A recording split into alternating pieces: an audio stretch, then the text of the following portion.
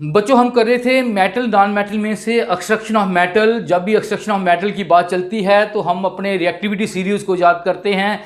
ये देखिए हमारा रिएक्टिविटी सीरीज़, केदारनाथ का माली आलू जरा फीके पकाता है ना, हाई कोर्ट है आपका। तो ये मेटल जो हैं ये डिवाइड की गई हैं 3 ग्रुप में। एक्सट्रैक्शन जब हम करते हैं तो उनको 3 ग्रुप में डिवाइड कर दिया है। कुछ मेटल बड़ी ज़्यादा रिएक्टिव हैं, कौन सी? Potassium, sodium, calcium, magnesium, aluminium. They are very reactive और इनकी एक्सट्रैक्शन हमने कर ली थी। इनकी हम बात नहीं करेंगे अब, इनको हमने पीछे किया था किससे? इलेक्ट्रोलिसिस मेथड से, आसानी से हो जाती थी। हम बात करेंगे इनकी। ये क्या है? ये मीडियम रिएक्टिविटी की हैं, ये मीडियम वाली है। और ये क्या कौन सी है? ये मीडियम वाली है और ये लो वाली है। ठीक है, इनकी एक्सट्रैक्शन इस टॉपिक में हमने करनी है इस वीडियो में। तो क्या है फ्लो चार्ट, आपको मैंने पहली वीडियो में भी दिखाया था, वो वीडियो भी आप डिस्क्रिप्शन बॉक्स से या प्ले लिस्ट से देख सकते हैं, क्लियर हो जाएगा बिल्कुल। लेकिन थोड़ा सा अब दोबारा समझा देते हैं। ये बात करते हैं पहले मीडियम की। पहले मीडियम को ही हम एक्सट्रैक्ट करते हैं मीडियम मेटल के ओर से। तो कहता है कि मीडियम मेटल जो है मीडियम रिएक्टिविटी की, इनके और ज़्यादातर क्या होते हैं? जहाँ कार्बोनेट की फॉर्म में होते हैं, जहाँ उनके साथ कार्बोनेट लगा होता है आयन, जहाँ सल्फाइड आयन लगा होता है। ठीक है, तो पहला स्टेप ये होता है कि इन मेटल के ओर को प्यूरीफाई तो हमने कर लिया था, पहले देखा हमने। इन मेटल के जो कंसंट्रेटेड ओर है उसको आपने कार्बोनेट और सल्फाइड से खत्म करना है और ऑक्साइड में चेंज करना है। मीन मेटल को किसके साथ जोड़ना है? ऑक्सीजन के साथ ऑक्साइड का कंपाउंड बनाना है। यही बच्चों को कंफ्यूज कर देता है कि एक बार हम कैल्सिनेशन लगाते हैं, एक बार रोस्टिंग लगाते हैं। कैल्सिनेशन और रोस्टिंग क्या है? ये देखिए फ्लो चार्ट पे आ जाएं। ये है मेटल्स ऑफ मीडियम रिएक्टिविटी।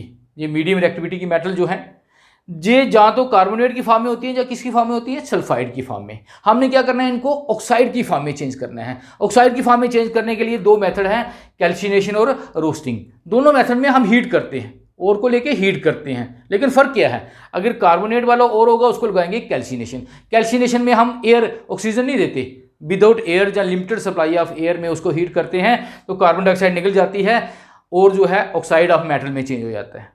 लेकिन अगर सल्फाइड वाला और होगा जिसमें सल्फर होती है तो उसके लिए हम रोस्टिंग करते हैं। रोस्टिंग खुली हवा में उसको हीट करना है, ऑक्सीजन देनी है उसको, एयर से ऑक्सीजन वो ले लेगा और सल्फाइड सल्फर डाइऑक्साइड बन के निकल जाएगा और मेटल जो उसमें है वो भी ऑक्साइड में चेंज हो जाएगी। बस पहला स्टेप ये है, ऑक्साइड में चेंज करना है। जहाँ बच्चे कन्फ्यूज होते हैं बस, ठीक है। अलग अलग के लिए, इसके लिए कार्बोनेट के लिए कैल्सिनेशन, सल्फाइड के लिए रोस्टिंग। ऑक्साइड जब बन गया तो अगला स्टेप कुछ नहीं है, आगे हम रिडक्शन करेंगे। रिडक्शन मीन उसमें से ऑक्सीजन जो है वो बाहर निकाल लेंगे। वो देखेंगे कार्बन जो एल्यूमिनियम की मदद से करते हैं मेटल निकल जाएगी, फिर उसको प्यूरीफाई कर लेंगे। ठीक है, ये है मेथड। ठीक है, उसके बाद लो रिएक्टिविटी वाली वो हम बाद में करते हैं जब हम लो रिएक्टिविटी देखते हैं। एक्सट्रैक्शन ऑफ करते हैं अब extraction of metals of medium reactivity. Medium reactivity में ये आ जाती हैं zinc, iron, lead, manganese, chromium वगैरह भी आ जाती हैं। वो इस सीरीज़ में हमारी नहीं दी होती हैं, वो भी आ जाती हैं। तो चलो हम एग्जाम्पल लेते हैं किसकी? जिंक की ले लेते हैं। जिंक के दोनों तरह के और पाए जाते हैं, कार्बोनेट वाले भी और कौन से? सल्फाइड वाले भी। तो चलो एक्सट्रैक्शन करते हैं पहले स्टेप में। Extraction of zinc metal from zinc carbonate. ठीक है, ये भी एक और है जिंक का जिसको शायद कैलामाइन बोलते हैं इसका और का नाम। और दूसरी ले लेंगे जिंक सल्फाइड जिसका फार्मूला है ZnS और इसको जिंक वेलेंट बोलते हैं। ठीक है, हम दोनों का इकट्ठा करेंगे, लेकिन अगर वो अलग का पूछे तो हमने अलग देना होता है, वो भी मैं समझा देता हूं। तो क्या करना है? अगर क्या है कार्बोनेट वाला है, अगर ये है हमारे पास, अगर करेंगे कैल्सिनेशन मीन सबसे पहला स्टेप क्या है? पहला स्टेप है कन्वर्शन ऑफ ओर जहाँ concentrated ore into metal oxide. जो और हमने लिया है, जिसको हमने स्वैप किया है, पहले उसको मेटल ऑक्साइड, मैंने बताया ना मेटल ऑक्साइड में चेंज करना है। तो 2 मेथड है, कैल्सिनेशन या क्या है, या रोस्टिंग। तो पहले हम अगर जिंक कार्बोनेट वाला है तो लगाएंगे calcination. If in case of zinc carbonate, ठीक है, क्या करते हैं? Calcination is applied. Calcination apply करेंगे। क्या है कैल्सिनेशन? लिख सकते हो अगर एक लाइन आगे लिखनी है कि जिंक कार्बोनेट जो है हमारा, जिंक कार्बोनेट जो है, और जो है क्या है ये, और जिसको हमने प्यूरिफाई किया है उसको सॉलिड फॉर्म में है या पाउडर फॉर्म में है, इसको हमने सिंपली हीट करना है। क्या करना है? हीट करना है। जब हीट करेंगे तो सिंपली मेथड है, ऑक्साइड में चेंज हो जाएगा और कार्बन डाइऑक्साइड निकल जाएगी। ये देखिए जहाँ से CO2 निकल जाएगी और एक ऑक्सीजन इसके साथ आ जाएगी, ये मेटल ऑक्साइड हो गया, ये हो गया जिंक ऑक्साइड। क्लियर हुआ? ये जिंक ऑक्साइड हो गया। लेकिन इसकी जगह अगर और होता किसका, अगर सेकंड केस होता, in case of zinc sulphide, zinc sulphide होता तो क्या करते, रोस्टिंग इज अप्लाइड। तो हमने फिर रोस्टिंग करनी थी। रोस्टिंग क्या होता है? रोस्टिंग भी हीट करना है। ये देखो जिंक सल्फाइड है, ठीक है, और है ये और है हमारा, जिंक ब्लेंड भी बोलते हैं इसको। इस और को सॉलिड फॉर्म में या पाउडर फॉर्म में है, इसको हीट करना है, लेकिन किसकी प्रेजेंस में? ऑक्सीजन की प्रेजेंस में। ये था absence of oxygen, in absence the limited supply of oxygen या एयर इसमें देनी नहीं है, ये बिल्कुल कम। इसमें क्या है? इन प्रेजेंस ऑफ एयर। ये ऑक्सीजन कहाँ से लेगा? एयर से लेगा बच्चे। और किस में चेंज हो जाएगा? मतलब हमारा मकसद है कि जिंक ऑक्साइड बनाना है, चाहे जिंक कार्बोनेट है चाहे जिंक सल्फाइड है, हमने उसको क्या बनाना है? ऑक्साइड बनाना है। ये देखिए ये जिंक ऑक्साइड बन गया, ऑक्सीजन इससे भी रिएक्ट हो गई और ऑक्सीजन सल्फर से भी रिएक्ट हो गई, सल्फर डाइऑक्साइड गैस बन के उड़ गई और जे ऑक्साइड बन गया, ऑक्साइड ऑफ जिंक। ठीक है, क्लियर? पहला स्टेप क्लियर हो गया आपको कि पहला स्टेप क्या है, जो मीडियम रिएक्टिविटी की मेटल है इनके और जो कार्बोनेट या सल्फाइड की फॉर्म में है, सबसे पहला स्टेप हमारा है कि उसको हमने ऑक्साइड में चेंज करना है। ऑक्साइड के लिए जहां आप कैल्सिनेशन लगा सकते हैं, जहां रोस्टिंग लगा सकते हैं। कैल्सिनेशन कब लगानी है? कार्बोनेट में। रोस्टिंग कब लगानी है? सल्फाइड और में। वेरी इजी, कंफ्यूज नहीं होना है बच्चे, कंफ्यूज होते हैं इस केस में बस, बाकी तो आगे कुछ नहीं है। तो चलो इसका स्क्रीनशॉट ले लो, फिर आगे चलते हैं। अब रिडक्शन करेंगे, अब इस नेक्स्ट स्टेप लगाएंगे, इसकी रिडक्शन करेंगे। जिंक ऑक्साइड जो बना है इसकी रिडक्शन करेंगे। चलते हैं सेकंड स्टेप पे बच्चे, reduction of metal oxide to metal. जो मेटल ऑक्साइड बना है जिंक ऑक्साइड, उसमें से मेटल निकालनी है तो रिडक्शन करनी है। रिडक्शन क्या होती है? Removal of oxygen. It mean ऐसा कोई एलिमेंट या ऐसा एटम को डालना पड़ेगा जो जिंक से ज़्यादा रिएक्टिव हो, जो जिंक से ऑक्सीजन क्या कर ले? निकाल ले, है ना। तो ये देखो हम करेंगे रिडक्शन विद कार्बन से रिडक्शन करेंगे। ठीक है, जब 12th में ये चैप्टर पढ़ोगे उसमें स्पेशल प्रोसेस है, फर्नेस होती है एक, उसमें डालते हैं, उसमें कार्बन पाउडर डालते हैं और फिर उसकी रिडक्शन करते हैं। इसको स्मेल्टिंग, इस प्रोसेस को स्मेल्टिंग बोलते हैं। लेकिन जहां हम सीधा लिखते हैं रिडक्शन विद कार्बन, तो क्या है? The zinc oxide formed is treated with carbon, जहां heated with carbon in a furnace. आप सीधा लिखेंगे ये जिंक ऑक्साइड जो मेटल ऑक्साइड है हमारा, जो अभी हमने बनाया है। ठीक है, पहले स्टेप में एक कार्बन डालेंगे इसमें, तो इसको हीट करेंगे तो क्या होगा? कार्बन इस ऑक्सीजन को छुड़ा लेगी, बस जिंक निकल जाएगी। ये देखो जिंक निकल गई और कार्बन मोनोऑक्साइड जहां बनती है, कार्बन मोनोऑक्साइड, डाइऑक्साइड नहीं, मोनोऑक्साइड गैस बन के निकल जाती है। और ये हमारी मेटल जो है जिंक, ये हमें मिल गई, ये हमें चाहिए थी। हो गई इस सेक्शन। कोई मुश्किल है? बिल्कुल मुश्किल नहीं, कंफ्यूजन करने की जरूरत ही नहीं। कार्बोनेट होगा तो कैल्सिनेशन, सल्फाइड होगा तो क्या होगा? रोस्टिंग, बस ऑक्साइड बना। दूसरा स्टेप जी है, 2 स्टेप हैं। अगर आपको कार्बोनेट वाला और देता है, फिर आपने कैल्सिनेशन करनी है, रोस्टिंग नहीं करनी है। सल्फाइड वाला करता है तो रोस्टिंग करनी है, और दूसरा स्टेप यही होगा। बस 2 स्टेप में एक्सट्रैक्शन है, कुछ भी नहीं है। ठीक है, और उसके बाद अगर हम आपको बताएं, कुछ ऐसे भी और होते हैं इनके, कुछ ऐसे भी और होते हैं इनके जो पहले ही ऑक्साइड में होते हैं, पहले ही ऑक्साइड में पाए जाते हैं। तो उसके लिए ना कैल्सिनेशन करने की जरूरत है, ना रोस्टिंग करने के लिए है। समझिए ना। मीन अगर ये देखो एक और होता है MnO2, मैग्नीज डाइऑक्साइड, इसका नाम है मैग्नीज डाइऑक्साइड, है ना। पहले किसमें है? पहले ही ऑक्साइड की फॉर्म में है।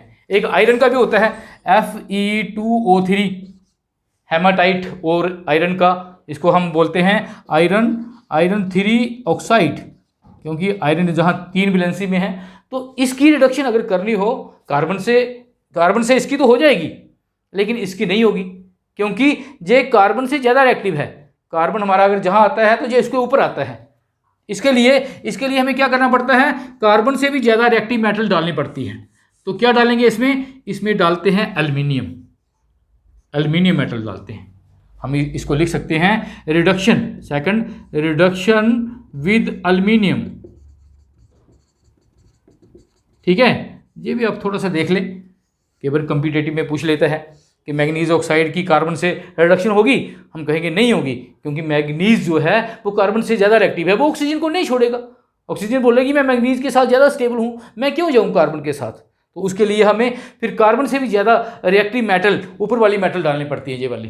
ठीक है, आप देखोगे बड़ी क्लासों में सोडियम पोटाशियम कैल्शियम भी रिडक्शन के लिए यूज़ किए जाते हैं। तो क्या होगा, ये देखो बात वही है, वो आपको पता है, ऑक्सीजन निकल जानी है। क्या बन जाएगा, मैग्नीज अलग हो जाएगा और प्लस Al2O3 प्लस हीट, ये निकलेगी। ठीक है, ये देखिए, ये हमारा ओर है, ये क्या है, ओर है, सॉलिड फॉर्म में है, जे भी सॉलिड फॉर्म में है।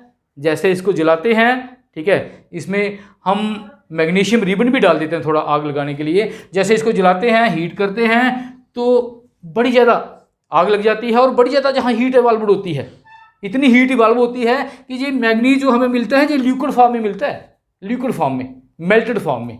तो क्लियर, तो ये होगी रिडक्शन विद एल्युमिनियम के साथ भी रिडक्शन हम कर सकते हैं। एल्युमिनियम ऑक्साइड निकल गया। ये कई बार ये भी पूछ लेता है, यही रिएक्शन आपको दे देता है, आपने पहले चैप्टर में की थी, बताओ ऑक्सीडेशन किसकी हुई, रिडक्शन किसकी हुई, पता ना। Oxidation addition of oxygen, aluminium में ऑक्सीजन ऐड हो गई, ऑक्सीडेशन हो गई, एल्युमिनियम ऑक्सीडाइज टू Al2O3, और मैग्नीज की क्या हो गई, removal of oxygen, reduce to Mn, manganese reduce हो गई। ये भी बातें साथ साथ चलानी चाहिए। ठीक है, कॉम्पिटिटिव में ऐसे पूछ लेते हैं चीज़ें। तो अगर अब आयरन ऑक्साइड की बात करें, इसकी कार्बन से हो जाएगी, क्योंकि कार्बन इससे ज़्यादा रिएक्टिव है, ऊपर होता है, ज़्यादा रिएक्टिव है। ये कार्बन से भी कर लेगा, लेकिन हम एल्युमिनियम से बताने जा रहे हैं आपको।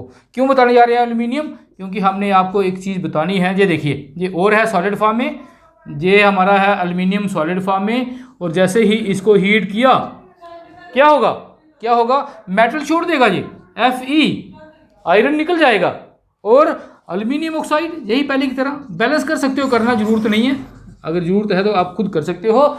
एल्युमिनियम ऑक्साइड निकल गया, एल्युमिनियम की होगी ऑक्सीडेशन, आयरन जो ऑक्साइड है आयरन का, उसकी होगी रिडक्शन, रिमूवल ऑफ ऑक्सीजन। और जहां भी जो आयरन है वो लिक्विड फॉर्म में मिलता है। क्यों मिलता है लिक्विड फॉर्म में, क्योंकि इतनी ज़्यादा हीट होती है, ये भी लिक्विड फॉर्म में ही होगा, इतनी ज़्यादा हीट होती है कि ये मेल्टेड फॉर्म में होते हैं। ठीक है, मेल्टेड फॉर्म में होते हैं, और इसको बोलते हैं थर्माइट रिएक्शन बोलते हैं। ये याद रखना, रिडक्शन विद एल्युमिनियम जो है इसको बोलते हैं थर्माइट रिएक्शन विद कार्बन इसको स्मेल्टिंग बोलते हैं। ये देखेंगे आप 12th में पढ़ेंगे थर्माइट रिएक्शन। और ये थर्माइट बेल्डिंग होती है, एक स्पेशल टाइप की बेल्डिंग, जो हमारे रेलवे ट्रैक होते हैं ना, अगर वो पटरी टूट जाए या बड़ी बड़ी मशीनों के पार्ट जो हैं उनमें कोई क्रैकिंग आ जाए, तो उनमें इस मेथड से वेल्डिंग की जाती है। क्या किया जाता है, आयरन ऑक्साइड को लेके, आयरन का ओर लेके उसमें एल्युमिनियम डाला जाता है, उसमें जलता हुआ मैग्नीशियम का रिबन डाला जाता है, आग लग जाती है। जैसे आग लगती है, ठीक है, वो इतनी हीट इवाल्व होती है कि जो आयरन है हमारा Fe जो आयरन है वो किस फॉर्म में होता है, वो लिक्विड फॉर्म में होता है। और वो आयरन लिक्विड जो है वो रेलवे ट्रैक जहाँ क्रैकिंग हुई है उसमें डाल देते हैं, वेल्डिंग हो जाती है। जब मशीन का पार्ट जिसमें क्रैकिंग है उसमें डाल देते हैं। ये चीज़ें याद रखनी है छोटी छोटी बच्चे, वेरी इंपॉर्टेंट। क्लियर, तो ये था रिडक्शन ऑफ कौन सी मेटल, जो लो रिएक्टिविटी मेटल हैं उनको हम इस हिसाब से रिडक्शन करते हैं। क्लियर, ये आपने याद रखना है, हो जाएगा याद, अब रिपीट करने की जरूरत नहीं मेरे ख्याल में। अगर कार्बोनेट जहाँ ऑक्साइड का और होगा उसकी कैल्सिनेशन रोस्टिंग करेंगे, फिर उसकी कार्बन से रिडक्शन कर देंगे, निकल जाएगा। लेकिन अगर कुछ ऐसे ऑक्साइड हैं मैग्नीज के या आयरन के, उनकी डायरेक्ट आप कैल्सिनेशन रोस्टिंग नहीं लगाना है, उसको डायरेक्ट रिडक्शन कर सकते हैं। क्लियर, अब चलेंगे हम नेक्स्ट जो लीस्ट रिएक्टिव मेटल है, ये भी बड़ी आसान है। चलो बच्चे आगे चलते हैं, इसका स्क्रीनशॉट ले लें। अब बच्चे चलते हैं सी पार्ट पे। सी पार्ट क्या है, पहले आपको पता है ना क्या कर रहे हैं हम कर रहे हैं conversion of concentrated ore into metal. Concentrated ore जो है उसमें से मेटल निकाल रहे हैं, सेकंड स्टेप जो हमारा है। तो इसमें हमने दो जो हाईली रिएक्टिव मेटल है उनमें से भी निकाल ली इलेक्ट्रोलिसिस से, जो मीडियम रिएक्टिव मेटल है उनसे भी निकाल ली, कैल्सिनेशन रोस्टिंग किया, फिर ऑक्साइड को हमने रिडक्शन किया कर लिया। अब तीसरी मेटल बची हैं जो लो रिएक्टिव मेटल हैं, जैसे copper, mercury, silver, gold, platinum. ये सिल्वर, गोल्ड, प्लैटिनम तो फ्री स्टेट में मिल जाती हैं, है ना, इनको तो इनके ऑक्साइड इनके और तो होते नहीं, लेकिन कॉपर और मरकरी के और पाए जाते हैं। जहाँ सिल्वर का भी कई बार मिल जाता है, लेकिन ये किस फॉर्म में होते हैं, ये सल्फाइड की फॉर्म में मिलते हैं, ना ऑक्साइड की फॉर्म में ना कार्बोनेट की फॉर्म में, एक ही है सल्फाइड की फॉर्म में। और सल्फाइड वाले को क्या करते हैं आपको पता है, रोस्टिंग करते हैं, बस सिंपल सी बात है। ये देखें फ्लो चार्ट पे भी ये मेटल ऑफ लोअर एक्टिविटी ये बची है हमारी। अब ये मेटल ऑफ लोअर, पहले ओर को कंसंट्रेट किया ना, अब जो लोअर एक्टिविटी वाली है वो सल्फाइड ओर होते हैं। क्या होते हैं, सल्फाइड ओर। और सल्फाइड ओर की क्या करते हैं, रोस्टिंग, और उसी से मेटल मिल जाती है।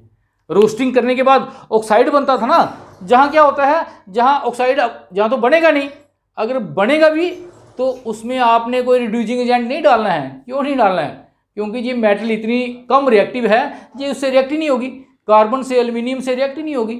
तो ये हीट करने से ही, समझ गए ना, मीन सल्फाइड ओर को आपने रोस्टिंग करना है, जब रोस्टिंग करेंगे हीट करना है तो वो मेटल मिल जाएगी। मीन जहाँ अगर ऑक्साइड बनेगा भी तो दोबारा ज़्यादा हीट करेंगे मेटल निकल जाएगी। एक स्टेप है कि रोस्टिंग करना है, मेटल में निकल जाएगी, और उसके बाद उसको प्यूरिफिकेशन करेंगे, रिफाइनिंग करेंगे, वो हम बाद में देखते हैं। तो चलो इसमें एग्जांपल लेते हैं, पहली एग्जांपल ले लेते हैं। इसमें भी दो एग्जांपल दे देता हूँ आपको, मरकरी की और इसकी कॉपर की। तो मरकरी का और जो है extraction of mercury from mercury to oxide to sulphide, इसका फार्मूला है HgS, और इसको मेरे ख्याल में साइनावार और भी बोलते हैं इसको, मरकरी का जो इसका अपना नाम है और का साइनावार। ठीक है, तो क्या करना है इसमें, सिर्फ आपने क्या लगानी है, रोस्टिंग लगानी है बस। सल्फाइड का और है ना, रोस्टिंग लगानी है, हीट करना है। तो क्या है, एक स्टेप है that is roasting of ore. ठीक है, और रोस्टिंग क्या होता है, that is heating in presence of air और ऑक्सीजन। एयर या ऑक्सीजन की प्रेजेंस में उसको हीट करना है। तो ये देखिए HgS जो ओर है हमारा, ये ओर है ना, साइनावार और, जब मरकरी टू ऑक्साइड लिख सकते हैं नीचे, या और लिख दें। इसमें सॉलिड फॉर्म में है, इसमें हमने हीट करना है, मीन एयर की फॉर्म में, एयर से वो ले लेगा ऑक्सीजन, और जब हीट करेंगे ये चेंज हो जाएगा मरकरी ऑक्साइड, और सल्फर जो है ऑक्सीजन से रिएक्ट होकर निकल जाएगा सल्फर डाइऑक्साइड। कोई मुश्किल नहीं है, बड़ा आसान है, हर एक ही मेथड से है, जैसे पहले किया ना ऑक्साइड की फॉर्म में। ठीक है, लेकिन क्या कहता है कि अब इसमें रिड्यूसिंग एजेंट तो डाल नहीं सकते। क्यों नहीं डाल सकते रिड्यूसिंग एजेंट, ठीक है, क्योंकि ये लो रिएक्टिव है, ये किसी से रिएक्ट करेगा ही नहीं। तो अब इसको आप सीधा क्या करेंगे, और हीट करेंगे, HgO को हम और हीट करेंगे लगभग 300 डिग्री सेल्सियस पे, और हीट करेंगे, ये ऑक्सीजन को भी छोड़ देगा। ठीक है, क्योंकि लेस रिएक्टिव है, ऑक्सीजन भी इसके साथ इतनी रिएक्टिव नहीं है, तो it change to mercury plus oxygen, this is solid mercury. Solid नहीं, मरकरी किस फॉर्म में होती है, लिक्विड फॉर्म में, रूम टेम्परेचर पे। ये लिक्विड फॉर्म में आपको मेटल जो आपकी मरकरी है मिल जाएगी। ठीक है, मेटल जिसकी हम एक्सट्रैक्शन कर रहे थे हो गई, मरकरी निकल गई, कोई मुश्किल नहीं है। समझाया बच्चे? ठीक है, तो ये है मरकरी की extraction from mercury sulphide ore, इसका जो सल्फाइड ओर है उससे। तो आगे हम एक एग्जांपल और देते हैं, पहले इसका स्क्रीनशॉट ले लो। अब बच्चे लो रिएक्टिव मेटल में एक और एग्जांपल कर लेते हैं, कॉपर की। सेकंड एग्जांपल हम करेंगे extraction of copper from copper 1 sulphide, जिसका फार्मूला होता है Cu2S। एक वैलेंसी है, सल्फर की 2 होती है ना, 2 कॉपर की 2 हो गई, एक हो गई। इसको हम कॉपर ग्लैंस भी बोलते हैं, इसका जो अपना नाम है ना और का, वो है कॉपर ग्लैंस। तो बड़ा आसान है, लेकिन बच्चे इसमें कंफ्यूज होते हैं, कहाँ होते हैं वो भी बता देता हूँ क्योंकि आप ना हो। तो क्या है इसमें आपने क्या करना है, सल्फाइड ओर है, क्या करेंगे, रोस्टिंग करेंगे, रोस्टिंग करेंगे, रोस्टिंग, रोस्टिंग लिख सकते हो आप, heating of ore in the presence of air. ठीक है, तो क्या है, मैं सीधा लिखता हूँ रिएक्शन, ये है Cu2S, इसमें एयर डालेंगे, ठीक है, ये ओर है हमारा, इसको हीट करेंगे, क्या बन जाएगा, ऑक्साइड ही बनता है तकरीबन, तो ये भी ऑक्साइड बन जाएगा Cu2O, और सल्फर डाइऑक्साइड निकल जाएगी। पहले मसला था हमारा सल्फर डाइऑक्साइड निकालना, ऑक्साइड बन गया, कोई बात नहीं, ये ऑक्साइड बन गया, इसको बोलेंगे कॉपर 1 ऑक्साइड। जहाँ भी कॉपर की वैलेंसी 1 है ना, कॉपर की 2 वैलेंसी होती है, याद रखना आपने, कॉपर की 1 भी वैलेंसी होती है और कॉपर की 2 भी होती है। ये होता है क्यूप्रस, ये होता है क्यूप्रिक। बड़ी क्लासों में हम 1 2 नहीं लगाते, हम सीधा बोलते हैं ये क्या है, क्यूप्रस ऑक्साइड, और ये क्या है, ये है क्यूप्रिक ऑक्साइड, बड़ी वैलेंसी वाला IC, cupric oxide, cuprous oxide. ये है फेरस ऑक्साइड, ये है फेरिक ऑक्साइड, इसमें 2 है, इसमें 3 है, बड़ी वैलेंसी वाला आईसी होता है। तो ये कन्फ्यूज है, ऐसे ही मर्क्यूरस और मर्क्यूरी वाला भी ऐसे होता है, लेकिन जहाँ बच्चों को थोड़ा इतना कन्फ्यूज नहीं करते हैं वो सीधा नाम लिख देते हैं, कॉपर 1 ऑक्साइड 2 ऑक्साइड। तो क्लियर, ये हो गया पहला स्टेप। अब दूसरे स्टेप में क्या करेंगे, अब ये है ऑक्सीजन है तो रिडक्शन करनी है, बी पार्ट इसका रिडक्शन है, रिडक्शन है। अब रिडक्शन के लिए हमने बताया है ये लो रिएक्टिविटी है, इसमें हम कुछ नहीं डालते, ना एल्यूमिनियम ना कार्बन, ये रिएक्ट नहीं होती, इसका इनका अपना ही मेथड है, अपना मेथड। अब ये इसमें बच्चे कंफ्यूज होते हैं, तो ये क्या कहता है, ये जो बना है Cu2O, ये रिएक्ट हो जाता है Cu2S से, और कॉपर निकल जाता है और सल्फर डाइऑक्साइड निकल जाता है। कंफ्यूज नहीं होना, अभी बताता हूँ। ये देखिए, ये अभी बना है जो, ठीक है, ये कहाँ से आया, ये हमारा ओर है, ये है प्रिपेयर्ड, जो अभी बनाया हमने यहाँ से। सुन ले, इसको गौर से सुनना है। कहता है ये रिएक्शन जब कर रहे थे ना आप, ओर को, इस ओर को ऑक्साइड में चेंज कर रहे थे, जब मोर देन 50% ये रिएक्शन होगी, 50% से रिएक्शन होगी, तो उसके बाद आपने ये एयर की सप्लाई जो है रोक देनी है, स्टॉप कर देनी है। क्लियर, मीन मान लो 50% से ज़्यादा जो सल्फाइड है वो किस में चेंज हो गया, ऑक्साइड में चेंज हो गया। रिएक्शन आपने चलने देनी है, हीट करने देना है इसको, लेकिन इसमें से आपने एयर नहीं देनी है, ऑक्सीजन नहीं देनी है। जब ऑक्सीजन नहीं देंगे तो ये क्या करेगा, ये आके इससे रिएक्ट हो जाएगा। तभी मैंने ये लिखा है, देखो सेकंड रिएक्शन में Cu2O ये अपने ही ओर से रिएक्ट हो जाएगा, क्योंकि जो डाला हमने और तो काफ़ी डाला हमने, एयर दे रहे हैं। जैसे ये आधे से ज़्यादा ये हो गया, हम एयर की सप्लाई बंद कर देंगे, और ये जो बना है कॉपर 1 ऑक्साइड, ये दोबारा वापस ओर से रिएक्ट हो जाएगा, इस ओर से रिएक्ट हो जाएगा, जो बचा हुआ ओर है। और ये देखिए ऑक्सीजन और सल्फर कंबाइन होके सल्फर डाइऑक्साइड निकल गया, और कॉपर हमें मेटल जो चाहिए थी वो मिल गई। क्लियर बच्चे, this is extraction of copper, very easy. बच्चे जहाँ कंफ्यूज होते हैं कि ये बना तो इसकी रिडक्शन तो की नहीं, ये कहाँ से आ गया। क्लियर हो गया ना आपको, ये अपने ही ओर से दोबारा रिएक्ट हो जाता है। तो this is extraction of copper. ऐसे कॉपर की भी कर सकते हैं, और बाकी हमने बताया सिल्वर की कई बार पाया जाता है सल्फाइड ओर, उसका भी बड़ा सिंपल तरीके से है। तो गोल्ड और प्लेटिनम तो ये मिलते ही नहीं, ये तो फ्री स्टेट में होते हैं। तो this is all about extraction of metals. High reactivity वाली जो है उनकी इलेक्ट्रोलिसिस से करते हैं, इनका थोड़ा बच्चे कन्फ्यूजन होते हैं। इसमें कार्बोनेट सल्फाइड ओर पाए जाते हैं, कैल्सिनेशन रोस्टिंग करके ऑक्साइड में, फिर उसको रिडक्शन। ठीक है, इसमें सीधी हम क्या करते हैं, सीधा इसको हीट करते हैं।